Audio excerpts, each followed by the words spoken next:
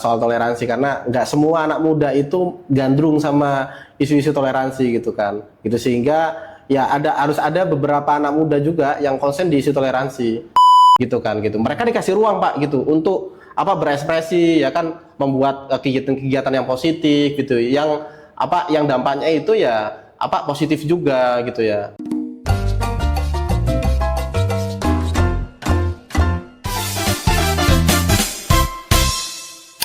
Assalamualaikum warahmatullahi wabarakatuh. Salam sejahtera untuk kita semua. Kembali jumpa di Asmen Talk, ceritain aja. Di studio Asmen kali ini sudah hadir seorang aktivis Setara Institut dan juga adalah Wakil Ketua Umum MPP atau Majelis Pemuda dan Perdamaian. Beliau adalah Mas Ahmad Fanani Rosidi. Selamat datang di studio Asmen. Selamat datang Pak. Sehat ya? Sehat ya? Alhamdulillah sehat. Sudah 2 kali kita bertemu ya? Ya, ini kayaknya podcast yang kedua Pak. Reuni sama ya? Bapak. Iya. 2 tahun yang lalu udah pernah podcast sama Mas Ahmad. Oke, Mas Ahmad, ini saya mau menanyakan seputar kegiatan Mas Ahmad nih sebagai seorang peneliti atau aktivis Setara Institut.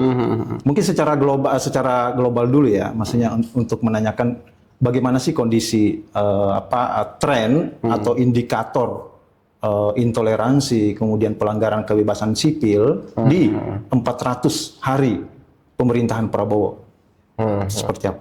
Iya. Kalau di era Prabowo ini juga, sebelumnya saya mau memperkenalkan diri juga kalau Bapak tadi udah memperkenalkan. Nama saya Ahmad Fanani Rosidi. Bisa kawan-kawan panggil Awe ya. Awe. Memang seringkali bergelut di aktivisme ini ya, aktivisme hak asasi manusia, khususnya isu kebebasan beragama dan berkeyakinan. Di Setara Institut saya pegang DEX itu, karena di Setara Institut itu banyak DEX ya, banyak DEX research, ada soal hukum dan hak asasi manusia, ada soal reformasi keamanan di kepolisian atau di militer gitu ya. Terus ada juga DEX kebebasan beragama berkeyakinan. Nah, kebetulan saya di Setara Institut ini memang monitoring di isu KBB ya. Kalau bahasa trennya itu KBB, Pak. Kebebasan beragama berkeyakinan. Gitu. Itu juga menyangkut juga soal produk-produk riset, salah satunya indeks kota toleran ya. Kemudian launching laporan kebebasan beragama berkeyakinan tahunan ya. Dari risetnya udah dari tahun 2010-an ya. Lupa saya, sekitar 2010-an sampai hingga sekarang. Itu sih. Nah, mungkin tadi pertanyaan Hatta. Bapak tadi ya, Mas Hatta aja. Jangan Bapak Mas Hatta. Mas Hatta. Biar kelihatan muda, sama-sama muda ya. Kelihatan tua ini. Mas Hatta ya, terkait bagaimana sih kondisi 400 hari kabinet dari yang sekarang ya, Prabowo Gibran. Kalau menurut pendapat saya dari hasil penelitian yang sudah yang sudah Setara Institut buat gitu ya, khususnya di kebebasan beragama berkeyakinan, kita juga nggak akan bisa lepas dari periode-periode sebelumnya Pak, gitu, karena di periode sebelumnya itu akan membandingkan di periode setelah ini gitu. Nah, di tahun 2023 itu memang angka pelanggaran kebebasan beragama itu memang masih cukup masif gitu ya. Gitu tahun 2023 atau dari eranya Presiden Jokowi ya. Itu memang trennya itu masih ya lumayan lah, masih lumayan masif gitu ya. Gitu. Nah, ketika proses transisi menuju ke Prabowo Gibran, ini menarik, ini temuan kami itu ada kenaikan signifikan justru gitu ya di tahun 2024 gitu. Kenapa kemudian terjadi kenaikan signifikan gitu ya? Salah satunya karena masa transisi ya. Jadi perhitungan kami kan di tahun 2024 itu masa-masa transisi politik ya Pak ya. Gitu. Sehingga ketika masa transisi politik itu di tahun 2024 dibandingkan tahun 2023 itu naiknya cukup signifikan. Itu sekitar berapa peristiwa gitu Pak? Sekitar lebih dari puluhan peristiwa kenaikannya. Angkanya mungkin nanti kita cek lah. Tapi sudah banyak di digital gitu ya. Itu data-data setara institut itu udah banyak. udah berserakan di mana-mana, bisa cek itu angkanya dari berapa ke berapa. Tapi trennya itu ada kenaikan yang cukup signifikan dibandingkan tahun-tahun sebelumnya. Ketika misalnya tahun 2020 dibandingkan ke tahun 2021, kenaikannya atau penurunannya itu nggak terlalu signifikan. 2000 ke 2022 dari 2021 itu juga nggak terlalu signifikan kenaikan dan penurunannya. Tapi kemudian pas waktu proses ke 2023 ke 2024 itu kenaikannya cukup signifikan Pak gitu dari tren data yang ada. Ini kita bicara data ya Pak ya, bukan bicara ngawur menurut versi saya gitu, tapi bicara data yang yang bicara. Jadi kenapa kemudian terjadi kenaikan? Beberapa persoalan yang terjadi gitu ya.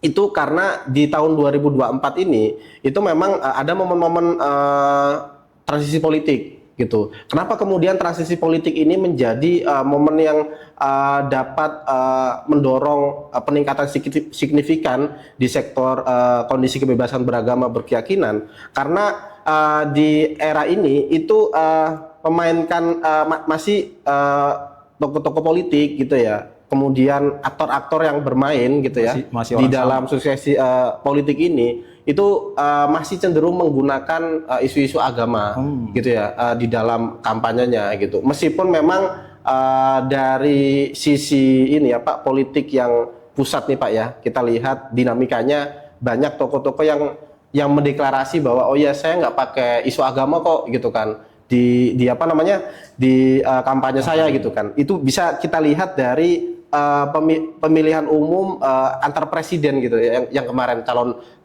capres cawapres itu ketika mencalonkan diri, isu agama itu udah nggak terlalu dijadikan bahan kampanye lagi jika dibandingkan dengan pemilu sebelumnya. Kalau pemilu sebelumnya masih pakai tuh isu agama tuh di level nasional, tapi di level pusat gitu ya, di level nasional ya. Tapi di level nasional di tahun 2024 itu memang ada itikat baik dari para pemain politik ini yang mencalonkan diri ini untuk nggak mempergunakan isu-isu agama. Tapi realitanya itu justru pusat begitu. Tapi di daerah itu justru memainkan isu tersebut masih Pak. Temuan-temuan kami itu. Jadi data kami melihat misalnya isu-isu agama itu masih dipakai di pemilihan gubernur di daerah Maluku, ya kan. Kemudian di daerah Jawa Tengah itu juga masih, gitu kan.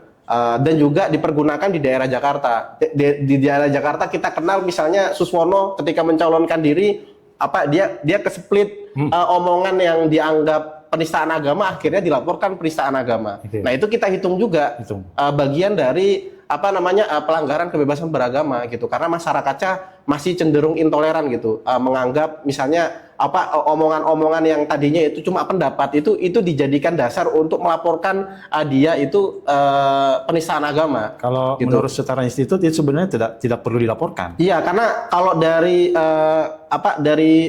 hukum hak asasi manusia yang sudah diratifikasi di Indonesia, di hak ekonomi sosial budaya dan hak sipil politik, itu Indonesia udah meratifikasi itu Pak, dan pasal-pasal ini itu ketika kita bandingkan dengan pasal penodaan agama itu sangat bertolak belakang gitu. Jadi kalau menurut kami ya itu pasal penodaan agama ya itu melanggar melanggar hak asasi manusia gitu, karena itu juga bertolak belakang dengan Undang-Undang Dasar 45 itu di pasal 29 soal kebebasan beragama kan gitu kan. Jadi orang ngomong berpendapat aja gitu ya. Misalnya pendapat Suswono waktu itu kan mengkulik-kulik ini kan perilaku Nabi gitu ya gitu. Ya sebenarnya sih dia pengennya bercanda gitu ya. Tapi dijadikan bahan ini laporan gitu ya ke masyarakat gitu. Ke masyarakat. Tapi mungkin ini karena ada pertentangan ya, lawan politik kayak gitu-gitu biasa, akhirnya di sebelahnya itu memainkan isu agama itu gitu ya, gitu. Nah, cara-cara seperti ini itu ternyata masih kita temukan banyak Pak di beberapa daerah di Indonesia. Belum hilang ya di Indonesia. Makanya kenaikan signifikan itu akhirnya terjadi gitu ya. Sehingga meskipun memang, jadi pertanyaannya gimana sih kondisi Prabowo Gibran pas waktu di tahun 2024, karena datanya itu baru muncul di tahun 2024 dan Prabowo Gibran itu masuk di Oktober gitu ya. Jadi kita nilai itu ya ini masuk jadi bagian dari eranya Prabowo Gibran gitu, yang harusnya menjadikan temuan ini itu lebih menjadi perhatian gitu ya. Oke lah, di Astacita ya, Astacita Prabowo itu memang secara eksplisit gitu ya, di Astacita di nomor 8 itu secara eksplisit misi terkait soal kerukunan umat beragama, toleransi itu memang menjadi perhatian gitu. Tapi saya lihat gitu ya, dari proses yang ada ketika bulan Oktober 2024 sampai kemudian ke sini gitu ya, itu setiap ada peristiwa pelanggaran kebebasan beragama berkeyakinan di beberapa lokasi yang terjadi di tahun 2025 di era kepemimpinan Prabowo Gibran itu masih miskin atensi gitu kan, masih miskin upaya untuk pengentasan pelanggaran kebebasan beragama gitu kan. Jadi nggak ada terobosan-terobosan yang cukup serius gitu terhadap iklim toleransi di Indonesia, khususnya kan iklim toleransi di Indonesia ini kan masih banyak PR Pak, gitu ya, masih banyak PR. Salah satunya itu adalah masih ada sampai saat ini di level pusat itu kebijakan-kebijakan diskriminatif yang sampai sekarang itu dari tahun eranya SBY sampai sekarang itu masih dirawat gitu, masih dipakai gitu. Misalnya peraturan PBM 6090 terkait soal pendirian rumah ibadah itu yang pada akhirnya membuat kelompok-kelompok minoritas keagamaan ketika melaksanakan ibadah atau mendirikan rumah ibadah itu cukup sulit gitu. Gitu. Ya banyak persyaratan gitu ya. Yang pada akhirnya aturan ini tuh dipakai sama kelompok mayoritas ya untuk menghalangi kelompok minoritas membangun rumah ibadah dia. Dan akibat dari kebijakan ini itu membuat ini dorongan aksi-aksi yang tidak kita inginkan ya, salah satunya ya aksi intoleransi itu marak dengan memakai aturan ini. Di lapangan kita banyak temukan itu Pak gitu. Nah selain itu juga ada kebijakan diskriminatif lagi di level pusat yang sampai sekarang tuh masih dipelihara oleh negara. Itu SKB 3 Menteri gitu. Itu SKB 3 Menteri SKB 3 Menteri terkait Ahmadiyah merugikan minoritas gitu. dalam Karena sebenarnya semangatnya adalah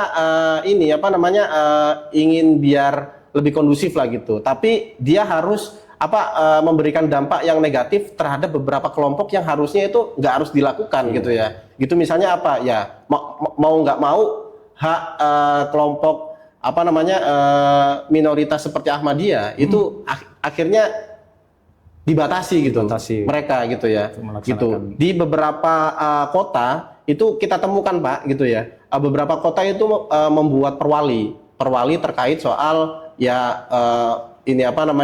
pembatasan terhadap eksistensi Ahmadiyah di beberapa daerah gitu, dan itu banyak banget masif gitu karena karena eksistensi dari peraturan SKB 3 Menteri ini itu. Gitu. Nah, seperti itulah sebenarnya kondisi toleransi di Indonesia Pak ya.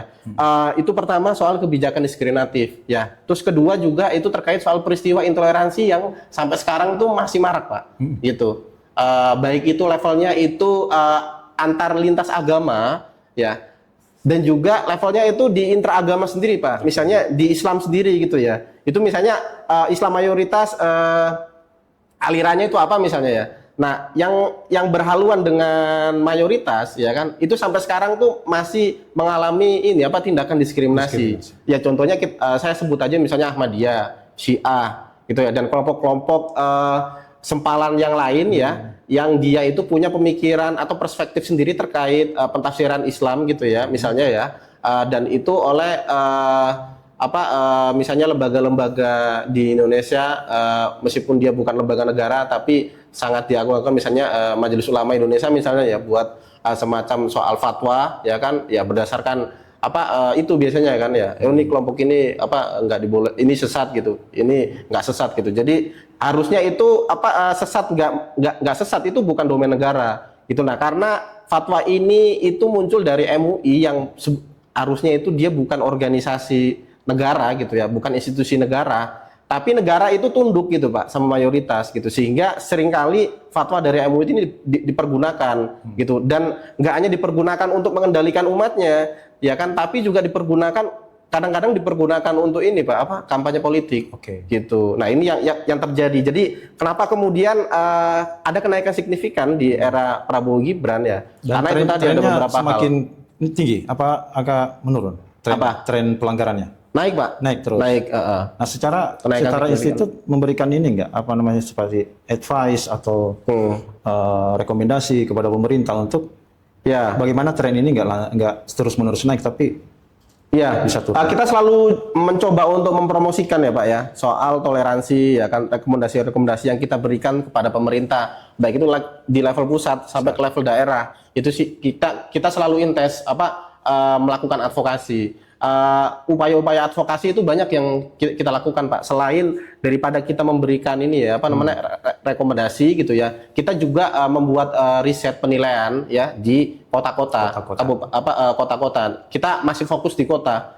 Karena kalau kabupaten ya sekitar 500-an kabupaten kota kita harus nilai gitu. Tapi kalau kita ambil kota itu kan cuma 90-an sekian Pak gitu ya. Jadi untuk sebenarnya memilih kota itu untuk efektivitas. Nah, salah satu produk riset kita itu ya indeks kota toleran yang kita lakukan itu di tahun 2015. Sebelum masuk ke kota yang dengan indeks toleran itu, saya ingin menanyakan tentang ini ya, data yang dikeluarkan oleh Setara Institut sendiri, bahwa pada tahun 2024 itu terjadi 260 peristiwa pelanggaran KBB dengan 402 peristiwa tindakan ya, dengan 260 tindakan. Jadi memang masih tinggi ya, dibandingkan tahun sebelumnya, masih cukup tinggi gitu ya.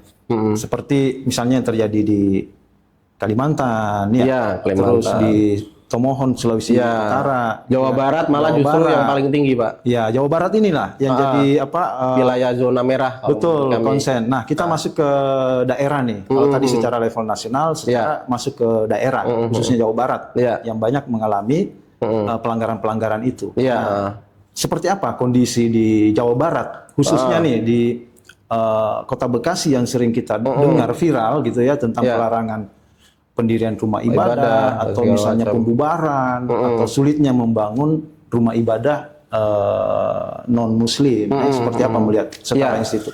Ya, menariknya begini Pak, memang dari tahun ke tahun riset Setara Institut terkait soal kondisi kebebasan beragama berkeyakinan, itu Provinsi Jawa Barat itu selalu menempati ranking pertama gitu. Kayaknya belum pernah tergeser deh kalau nggak salah deh. Dulu. Sampai tahun 2024. Sampai tahun 2024 itu Jawa Barat itu masih zona merah KBB. Kayaknya dulu pernah turun deh gitu. Tahun tertentu, tapi turunnya paling di zona merah itu banyak pelanggaran. Ya, nanti saya cek lah. Tapi kurang lebih trennya itu selalu di zona merah kebebasan beragama berkeyakinan. Artinya masih banyak pelanggaran kebebasan beragama berkeyakinan yang terjadi di Jawa Barat gitu. Nah, kalau menurut data yang ada itu ada sekitar 3 tren Pak yang muncul Pak. Itu meningkatnya intoleransi ya, peristiwa intoleransi yang dilakukan oleh masyarakat ya, masyarakat sipil gitu ya, terhadap masyarakat yang lain gitu. Ini peristiwa intoleransi masih marak. Kemudian peristiwa ini diskriminasi yang dilakukan oleh pemerintah, baik itu pemerintah pusat hingga pemerintah daerah ya kan, terhadap warga negaranya sendiri gitu. Itu. Terus yang ketiga itu soal penodaan agama gitu. Kasus penodaan agama yang sangat tinggi gitu ya. Maksudnya itu ini lebih ke pentersangkaan atau kriminalisasi memakai pasal penodaan agama. Ini juga masih cukup tinggi. Dan yang ketiga ini soal ini Pak, gangguan pendirian rumah ibadah dengan memakai aturan yang diskriminatif tadi, PBM itu tadi, yang PBM itu tadi, PBM yang 60-90 persyaratan untuk pendirian rumah ibadah. Nah itu sebenarnya 3 itu. Nah ini lumayan cukup juga menjadi tren yang terjadi di daerah Jawa Barat gitu ya, termasuk juga ya di daerah-daerah yang dekat Jakarta. Nah menariknya nih Pak, Bekasi ini justru sebaliknya nih, yang sekarang kita lagi duduk ini kan, gitu. Asmen Bekasi. Apa namanya, Bekasi ini justru sebaliknya. Trennya itu ya Pak, dari tahun 2015 itu memang masuk di peringkat paling terakhir kalau nggak salah, atau kedua terakhir, gitu. Sekitar 93. 90 nominasi. Peringkatnya 93 paling bawah Pak. Iya, berarti 93 nominator daerah ya. Iya, yang dia dinilai. 93 Dia peringkatnya. 93 paling bawah. Iya, karena pada waktu itu memang tahun 2012 sangat marak sekali pelanggaran kebebasan beragama yang terjadi di Kota Bekasi. Nah, tapi kemudian lambat laun itu ketika kita 11 kali melakukan penilaian di indeks kota toleran, itu perubahannya cukup signifikan ke arah yang positif Pak, gitu. Di tahun karena 2015 itu setelah itu agak kosong Pak, indexing kita kosong sekali atau 2 kali gitu. Kemudian masuk ke tahun berikutnya itu turun Pak ke peringkat 50, dan kemudian ke tahun 2020 itu masuk di 10 besar. Bekasi. Ini menarik gitu. Makanya saya ketika diundang sama Kota Bekasi itu untuk memfasilitasi, kadang ya saya sering datang ya, jadi narasumber apa gitu. Pendampingan lah ya? Iya, pendampingan sama rekan-rekan dari Kesbangpol Kota Bekasi dan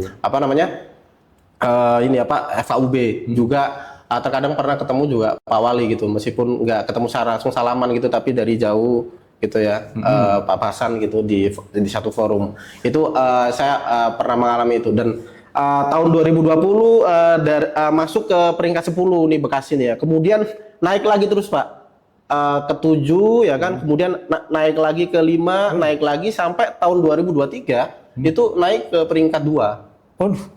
Bentar lagi nomor 1. Nah, bentar lagi. Tapi sayangnya di tahun 2024 itu turun, Pak.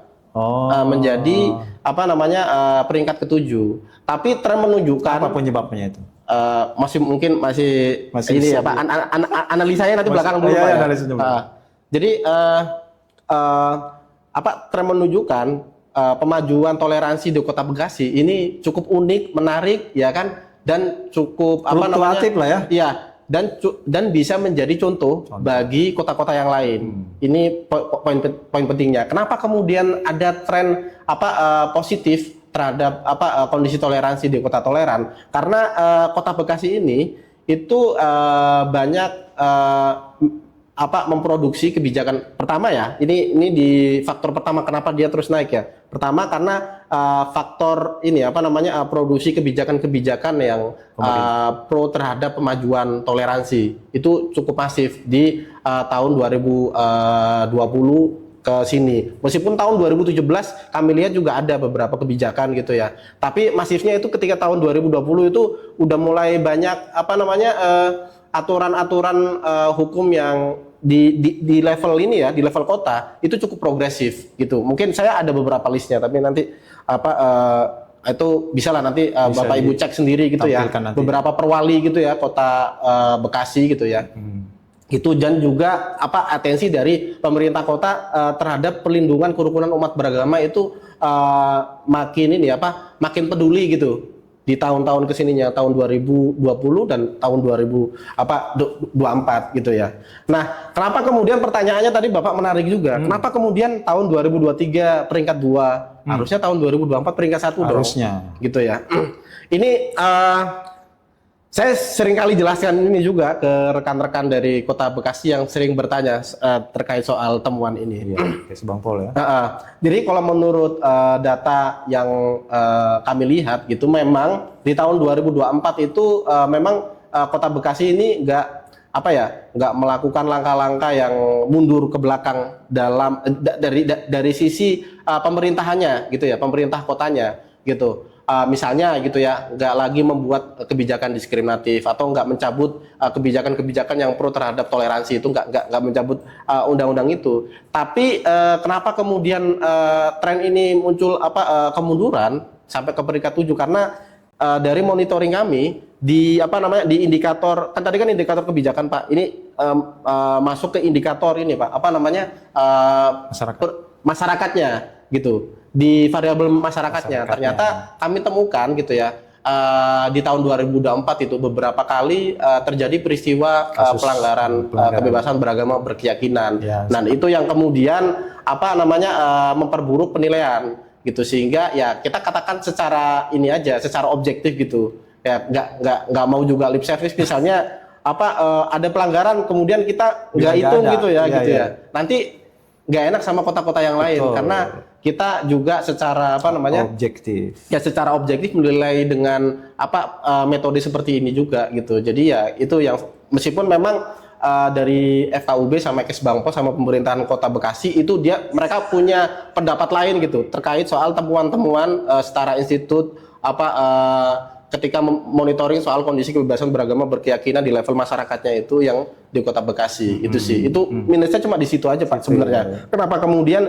bisa turun ke peringkat 7, dari peringkat 2 turun ke peringkat 7. Ya. Harapannya kan naik ke peringkat 1 gitu ya. Iya. Gitu. Tinggal satu langkah. Iya gitu. Maka kemudian mungkin rekomendasi dari saya sendiri ya, kita belum ngomong soal Setara Institut, tapi karena Setara Institut nanti kan ada penilaian indeks kota toleran di tahun 2025 nanti ke depan. Mungkin itu nunggu itu aja. Tapi kalau menurut saya Pak, bulan apa? Kalau di bulan ya mungkin nanti agak lebih awal Pak. Kalau kemarin di pertengahan tahun gitu ya, atau di akhir tahun itu, tapi perhitungannya yang tahun mundur. Itu sekarang mungkin agak maju dikit kayaknya. Siap. Gitu. Nah, itu beberapa rekomendasi saya sih sebenarnya itu tadi ada upaya peningkatan toleransi ya, yang di promosi toleransi dan kegiatan-kegiatan yang sifatnya untuk memperkuat toleransi di level masyarakat. Meskipun memang sudah dilakukan gitu, tapi harus ada upaya yang lebih Pak, yang lebih terukur gitu ya. Misalnya terkait soal harus lebih masif lagi untuk melakukan upaya-upaya pencegahan gitu ya. Ya itu tadi misalnya edukasi ke ke ASN-nya, karena kemarin kan peristiwanya kan ada yang melibatkan ASN juga Pak. Iya, yang gitu viral kan. itu ya. Yang viral itu kan gitu. Nah itu harus ada upaya untuk edukasi ke level ASN-nya gitu, di tingkatan OPD-nya itu kan. Di tingkat pemerintah daerah gitu. Saya lihat sih dalam waktu dekat ini akan dilakukan oleh pemerintah Kota Bekasi. Nah itu mungkin mungkin rekomendasi secara verbal, atau mereka udah tahu kalau hal-hal ini loh yang kemarin itu membuat kita menjadi turun ke 7. Jadi gitu kan. Saran-saran dari Setara Institut dipakai oleh pemerintah Kota Bekasi gitu. Iya, meskipun mereka ya mengkritik juga penilaian kita gitu ya. Mereka punya dasar klarifikasi sendiri terkait soal temuan-temuan Setara Institut. Tapi itu hal yang biasa lah Pak gitu ya. Dalam dinamika dalam ini kan demokrasi kayak gini, kita punya pendapat lain, dari pemerintah daerah Kota Bekasi punya pendapat lain gitu. Tapi saya rasa Kota Bekasi ini masih di track yang ini Pak, ya, track yang positif gitu kan.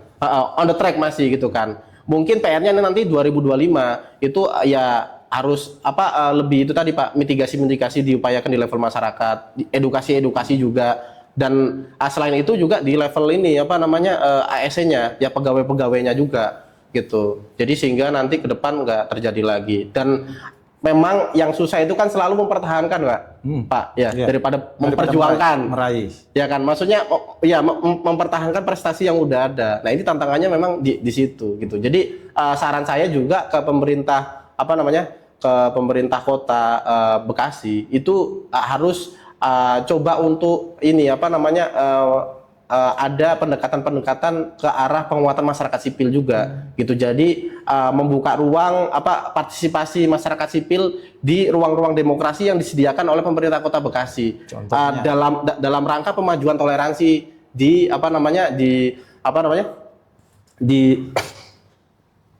Kota Bekasi gitu. Misalnya contohnya gitu ya. Misalnya ada inisiatif ya dari masyarakat sipil, misalnya ada inisiatif untuk edukasi ke masyarakat gitu ya terkait soal toleransi.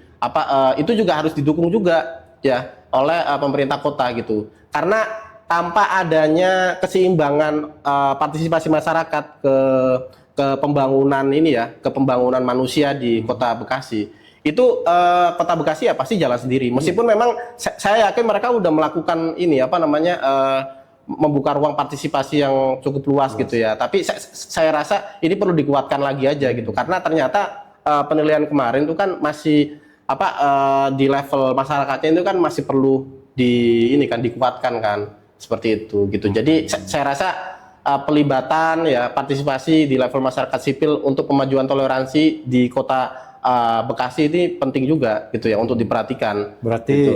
Satu yang perlu diedukasi adalah ASN itu sendiri. ASN, kemudian masyarakat grassroots. Nah, ada nggak edukasi kepada satu lagi juga Pak, itu tadi memberikan ruang partisipasi. Yang masif gitu ke masyarakat, sehingga masyarakat ini sama-sama mengawal gitu untuk pemajuan toleransi. Kalau ke kantong-kantong pesantren misalnya atau sekolah-sekolah Islam di Kota Bekasi itu perlu nggak diberikan edukasi juga? Perlu juga, salah satunya perlu juga, karena di sebelum-sebelumnya itu juga ruang atau sektor ini juga penting untuk diintervensi juga sih gitu. Nah, kalau misalnya itu diperbaiki oleh Kota Bekasi, ada nggak kemungkinan untuk ya mungkin masuk ke karena besar? Karena kita lihat tren yang diperjuangkan oleh kota yang lain, oleh Kota Bekasi gitu ya. Ya saya lihat sih sangat mungkin sebenarnya ketika misalnya minimal itu ya Kota Bekasi bisa naik lagi. Ya itu mungkin masih sangat mungkin lah gitu untuk Kota Bekasi naik lagi rankingnya gitu. Karena saya lihat kan di level lembaga pemerintahan Kota Bekasi ini cukup serius juga Pak dalam pemajuan toleransi, saya lihat itu ya di 4 tahun ini gitu ya. Sehingga ketika ada evaluasi gitu ya dari salah satunya dari Setara Institute misalnya, mereka gerak cepat untuk memperbaiki. Nah, itu kan juga salah satu inisiatif yang bagus gitu. Gitu. Oke, nah pelibatan ini kan tadi masyarakat ya secara umum. Pelibatan generasi muda nih untuk terlibat dalam ruang-ruang kebebasan gitu kan. Nah, seperti apa Setara? Ada nggak atau Kota Bekasi lah ya melibatkan generasi-generasi muda ini untuk turut serta? Di negara demokrasi sekarang ya Pak ya, itu sangat penting Pak pelibatan masyarakat sipil, karena tanpa pelibatan masyarakat sipil pilar-pilar demokrasi ini goyah gitu. Jadi masyarakat sipil itu adalah bagian dari pilar demokrasi, karena dengan inisiatif masyarakat sipil, ya kan, itu sama saja mencerdaskan masyarakat secara nggak langsung gitu. Mereka memiliki banyak pilihan ya untuk melakukan inisiatif-inisiatif yang positif gitu, sehingga demokrasi itu selalu dikaitkan dengan penguatan masyarakat sipil Pak gitu. Nah, di level Kota Bekasi itu juga demikian halnya gitu, rumusnya hampir sama gitu. Ketika Kota Bekasi ini mau maju ya, masyarakatnya juga harus ditingkatkan partisipasinya gitu, sehingga nanti pencerdasan di level masyarakatnya itu bisa merata gitu kan gitu. Mereka dikasih ruang Pak gitu untuk berekspresi ya kan, membuat kegiatan-kegiatan yang positif gitu, yang dampaknya itu ya positif juga gitu ya. Ya khususnya ya bagi ini kaum muda, karena kaum muda ini kan punya masa depan yang panjang gitu. Dan kalau untuk roadmap di Indonesia ya tahun 2045 ya nanti bakalan ada bonus demografi gitu ya. Jadi saya rasa sih penting gitu ya, pelibatan masyarakat sipil di level kaum muda gitu ya dalam membangun daerahnya.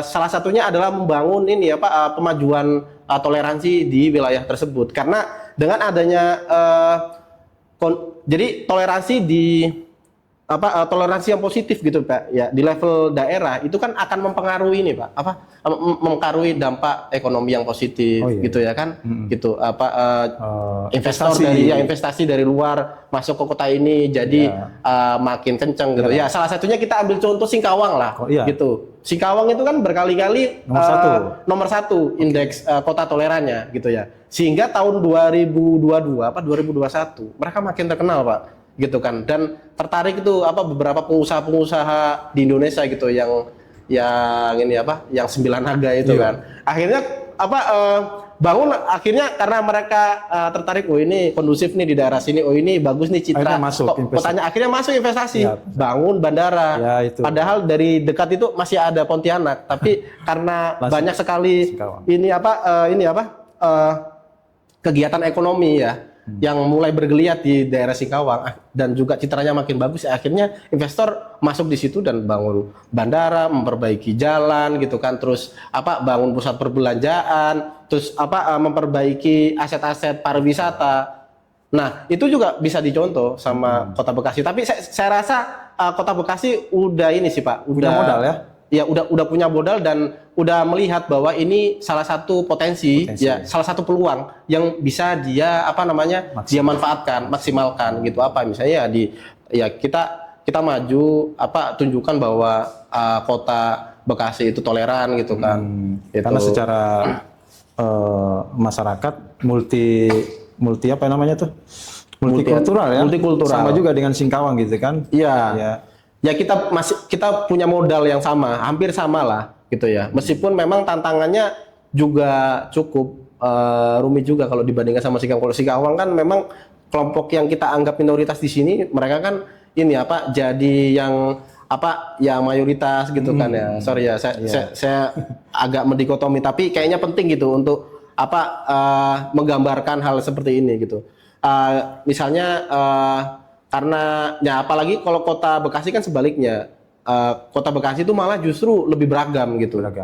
Lebih beragam karena masyarakat urban ya kan, dari desa ke kota sini gitu ya, mengerantau dan segala macam. Tingkat beragamnya lebih tinggi. Iya, makanya tantangannya berbeda meskipun ya sebenarnya upaya-upayanya ya memang hampir sama, bisa lah dicontoh Singkawang, tapi modalnya itu berbeda gitu. Modalnya Kota Bekasi ini minor gitu ya, dan menariknya gitu Kota Bekasi bisa melewati itu gitu dengan komposisi heterogenitas ya, heterogenitas penduduknya gitu ya, yang cukup beragam gitu, sehingga lewat proses yang panjang ini Kota Bekasi ini bisa menunjukkan bahwa saya juga bisa loh mengelola masyarakat yang beragam seperti ini gitu. Kenapa sih sebenarnya isu-isu yang tadi intoleran, kemudian pelanggaran kebebasan sipil itu tidak pernah selesai di Indonesia? Secara global dulu nih ya. Iya, Pak. Masuk ke Indonesia lagi, ke global lagi. Ya, ini pertanyaan menarik Pak sebenarnya ya. Ya saya pun juga nggak bisa memuaskan jawaban saya juga ya. Tapi kalau menurut saya kenapa kemudian terus-menerus terjadi gitu ya? Karena kalau aku lihat dari beberapa level Pak ya. Pertama level pemerintah gitu. Di level pemerintahnya sendiri itu masih cenderung tunduk sama tirani mayoritas keagamaan gitu ya. Masih tunduk sama 5 agama resmi gitu ya. Atau mungkin justru ya langsung aja saya bilang ya, misalnya agama Islam gitu ya. Jadi sehingga ada kelompok-kelompok agama yang berbeda yang pengen melakukan aktivitas dan segala macam. Itu akhirnya terdampak gitu karena pendekatan tata kelola masyarakatnya oleh negara ini masih dalam tanda kutip diskriminatif Pak gitu. Apa buktinya ya dari kebijakan-kebijakan diskriminatif yang sampai sekarang masih eksis dari eranya SBY sampai sekarang itu. Nah itu di level pemerintah itu juga masih PR ya kan, yang tadi itu bisa menjadi salah satu jawaban. Yang kedua itu di sektor masyarakatnya Pak gitu. Jadi hubungan antar agama di level masyarakat itu mungkin penilaian saya subjektif itu ya masih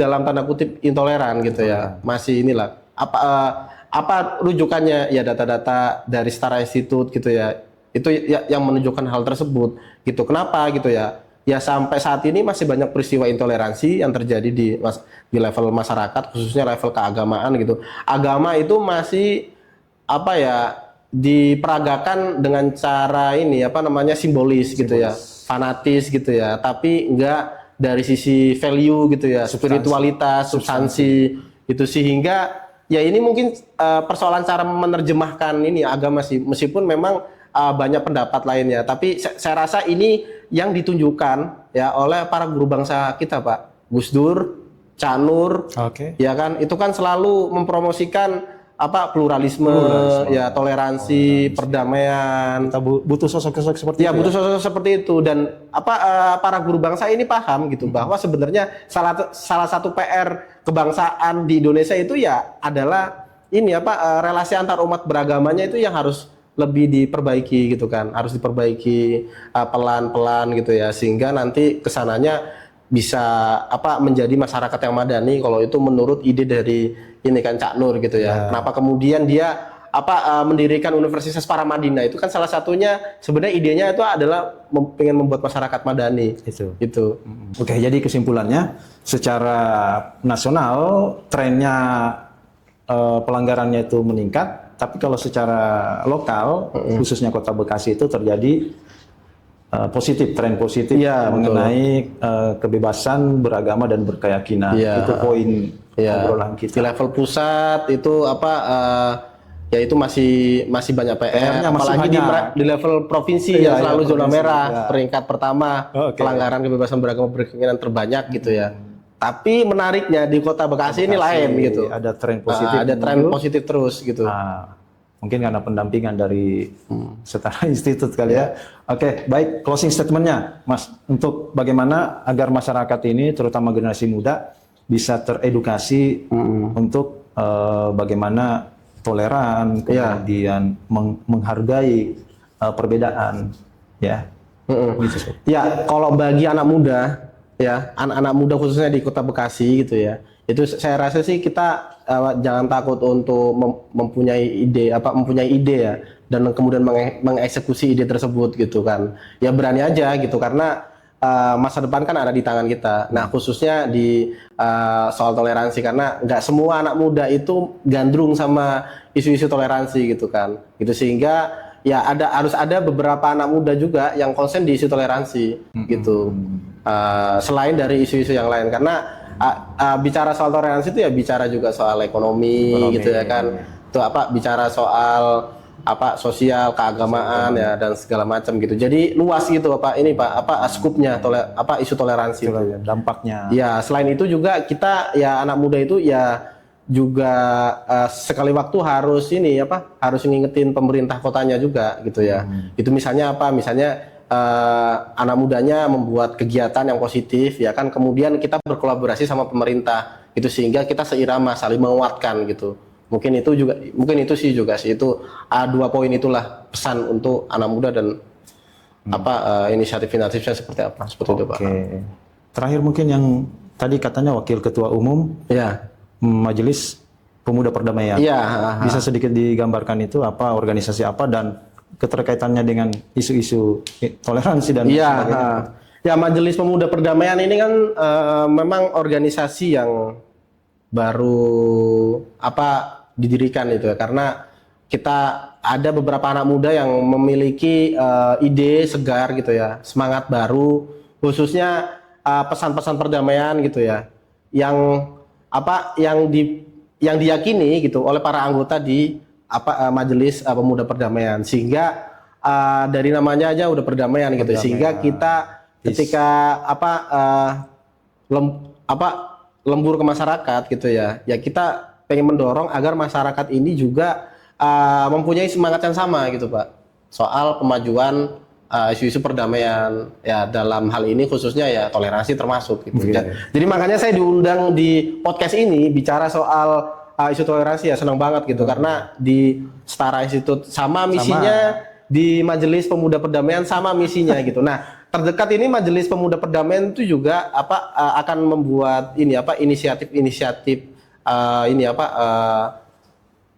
terobosan-terobosan dalam kegiatan-kegiatan program-program kita nanti khususnya di isu-isu toleransi. Khususnya kita juga pengen menggandeng atau berkolaborasi dengan pemerintah kota Bekasi karena saya lihat dan kita lihat gitu ya, dari organisasi kami melihat, MPP melihat bahwa Kota Bekasi ini punya inisiatif ya, punya ide ya, dan juga punya komitmen gitu ya dalam kemajuan toleransi. Jadi sama gitu, kita pengen saling menguatkan gitu. Kita bekerja di level masyarakat, anak mudanya, pemerintah kota ya, semoga pemerintah Kota Bekasi semoga bisa memfasilitasi itu gitu ya. Mungkin dalam waktu dekat kita cobalah pengen berkomunikasi ya, membuka hubungan baik ya dan sharing ide gitu ya, gimana kita mau buat Kota Bekasi ini jadi makin toleran gitu ya, jadi makin rame gitu ya.